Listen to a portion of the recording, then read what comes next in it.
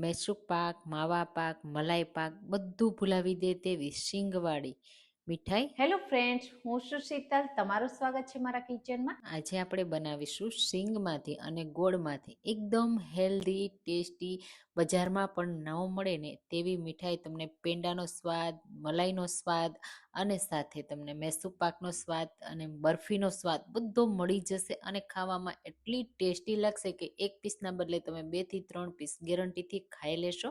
તો ચાલો બનાવીએ. એના માટે આપણે લેશું 1 કપ શેકેલા સિંગદાણા. તો મેં પહેલેથી જ શેકી મારે તૈયાર રાખ્યા છે. તમારી પાસે ન હોય તો થોડા શેકી ફોતરા કાઢી આ રીતે લઈ લેવાના. હવે આ જે સિંગદાણા છે ને એને આપણે મિક્સર જારમાં એડ કરીશું અને જેટલો બને ને એટલો ફાઇન પાવડર તૈયાર કરીશું. પણ ખાસ એ વાતનું ધ્યાન રાખશું કે એમાંથી તેલ ના નીકળે. આ રીતનો પાવડર છૂટો છૂટો થવો જોઈએ. અને પછી એમાં મોટા દાણા હોય ને તો પણ ચાલશે. પછી આપણે એને ચાળવાનો જ છે. એટલા માટે પહેલાં જ તમારે જો બહુ વધારે એને ગ્રાઇન્ડ નહીં કરી લેવાનો એવું લાગે તો તમે 2 થી 3 વાર ગ્રાઇન્ડ કરી શકો છો. હવે ચાળવા માટે આપણે લેશું ભાખરીનો ચાળણો. તો રોટલીનો જે લોટ હોય ને એકદમ ઝીણો હોય એનાથી થોડો મોટો હોય ને એવો લેવાનો, એકદમ ઝીણો નહીં લેવાનો, એટલે આ મીઠાઈ છે ને એમાં જાડી પડે. આ રીતનો પાવડર તૈયાર કરી લેવાનો. તો બધો પાવડર આપણે ચાળીને લઈ લેશું. અને કોઈ એક્સ્ટ્રા મોટા ટુકડા હોય ને તો આપણે એનો યુઝ નહીં કરીએ. આ રીતનો ભૂક્કો વધે ને એનો આપણે કોઈ પણ શાકમાં, ગ્રેવીમાં યુઝ કરી શકીએ. તો એને હું સાઈડમાં મૂકી દઈશ. અને હવે એ જ વાટકીથી આપણે આ પાવડરને ભરી લેશું. તો પરફેક્ટ માપ સાથે હું બનાવું છું. આ મીઠાઈ છે ને કોઈ પણ વાસણ લઈ લેવાનું, વાટકી કે કોઈ પણ વાસણ લઈ અને એ માપથી બનાવવાની, વજનના માપથી નહીં બનાવવાની.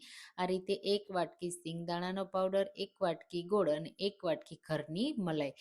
તો આ રીતે આપણે લેવાનું છે. તાજી મલાઈ હોય ને એવી લેવાની. અને હા, જો તમારી પાસે મલાઈ ન હોય ને તો એની જગ્યાએ તમે ઘી પણ લઈ શકો છો. ગોળને આ રીતે ઝીણો સમારીને જ લેશું.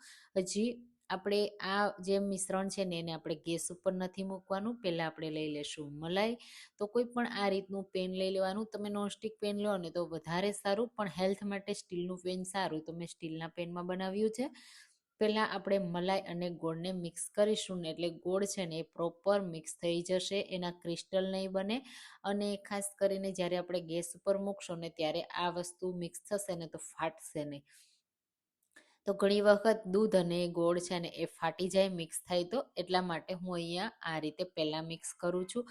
અને હા, જો તમે કોઈ પણ મીઠાઈમાં ગોળ અને દૂધનો મિક્સ કરીને બનાવતા ના હોય ને તો તમે આ મીઠાઈને સ્કીપ કરજો, મતલબ નહીં બનાવતા. અને જો ગોળ અને દૂધવાળી મીઠાઈ પસંદ હોય ને તો જ આ મીઠાઈ તમે બનાવજો. એટલી ટેસ્ટી બનશે કે વારંવાર બનાવવાનું મન થશે. આ રીતે તમે જુઓ ગોળ હવે ઓલમોસ્ટ મેલ્ટ થઈ ગયો છે. તો ત્યારે જ આપણે સિંગદાણાનો પાવડર એડ કરી પહેલાં જ આ રીતે મિક્સ કરી દઈશું. ત્રણેય વસ્તુને અહીંયા જ આપણે મિક્સ કરી દેવાની છે અને પછી જ આપણે ગેસ ઉપર રાખીશું. તો તમે આવી ગોળવાળી સિંગની ક્યારેય મીઠાઈ ટ્રાય કરી છે કે નહીં, ચોક્કસથી મને કમેન્ટમાં કહેજો. અને હા, મારી રેસીપી તમે કઈ સિટીમાંથી જુઓ છો ને એ પણ મને કહેવાનું બિલકુલ ભૂલતા નહીં. તો અહીંયા તમે જુઓ બધું મિશ્રણ સરસ હવે મિક્સ થઈ ગયું છે.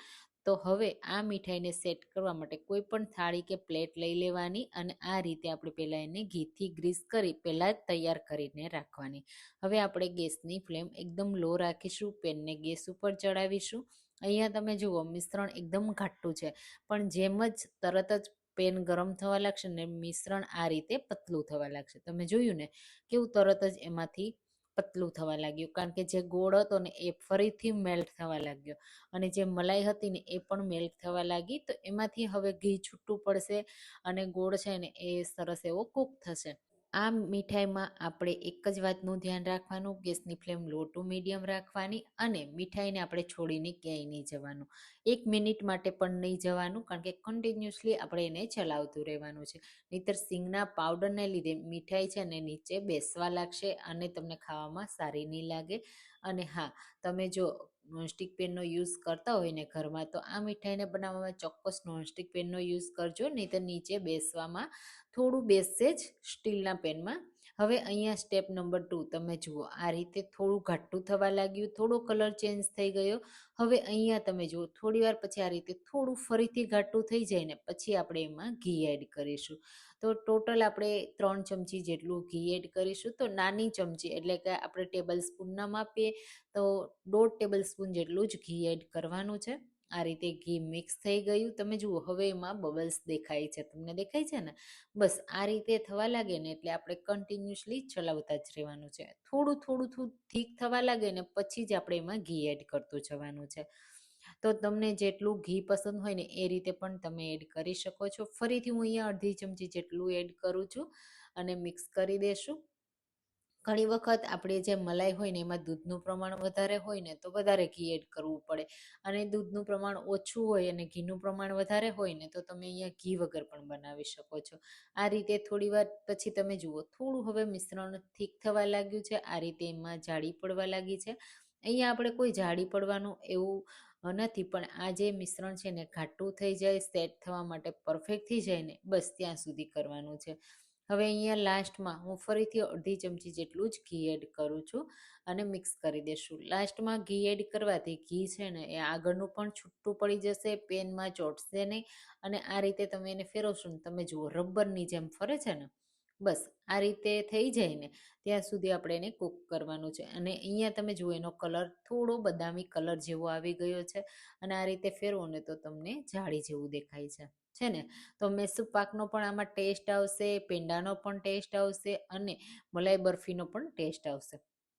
બસ હવે ગેસની ફ્લેમ બંધ કરીશું, નીચે ઉતારી અને તરત જ ગરમ ગરમ હોય ને ત્યારે જ આપણે સેટ કરી દેશું. આ મિશ્રણ આ રીતે તમે જુઓ જાળીદાર થઈ ગયું અને એનો કલર પણ બદામી કલર જેવો થઈ ગયો, કારણ કે જરીક વાર પણ પેનમાં રહેશે ને એટલે એનો કલર તરત જ ચેન્જ થઈ જશે. હવે ઉપરથી આ રીતે પિસ્તાથી ગાર્નિશ કરી દેશું અને આપણે એને 10 થી 15 મિનિટ માટે પહેલાં ઠંડુ થવા દેશું, કારણ કે આ મીઠાઈને સેટ થતાં થોડી વાર લાગશે. 15 મિનિટ પછી તમે જુઓ ઘી પ્રોપર હજી એમને એમ છે, સેટ નથી થયું, પણ મીઠાઈ થોડી ઠંડી થઈને પછી આપણે એમાં કટ લગાવી દેશું.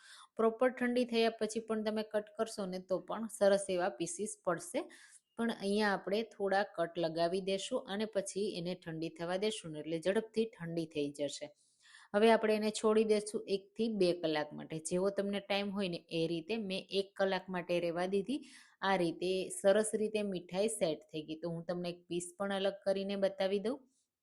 બિલકુલ પ્લેટમાં ચોટી નથી, એકદમ પરફેક્ટ બની છે, બદામી જેવી જ. અને બદામ, કાજુ કોઈ વસ્તુ એડ કરવાની જરૂર નથી, તો પણ એટલી ટેસ્ટી છે કે વારંવાર ખાવાનું મન થશે. અને જો ક્યારેય ન બનાવી હોય ને તો ચોક્કસથી મારા કહેવાથી એકવાર આ મીઠાઈ ટ્રાય કરજો. જો તમને મીઠાઈ ખાવાનું પસંદ હોય ને તો આ મીઠાઈ તમારી ફેવરિટ થઈ જશે. તમે જુઓ કેટલી પરફેક્ટ છે, અંદરથી એકદમ મલાઈદાર છે. તો આવી મીઠાઈ ટ્રાય કરવાનું ભૂલતા નહીં, અને રેસીપી ગમી હોય તો લાઈક કરજો, શેર કરજો અને સબસ્ક્રાઈબ કરજો, જેથી નવી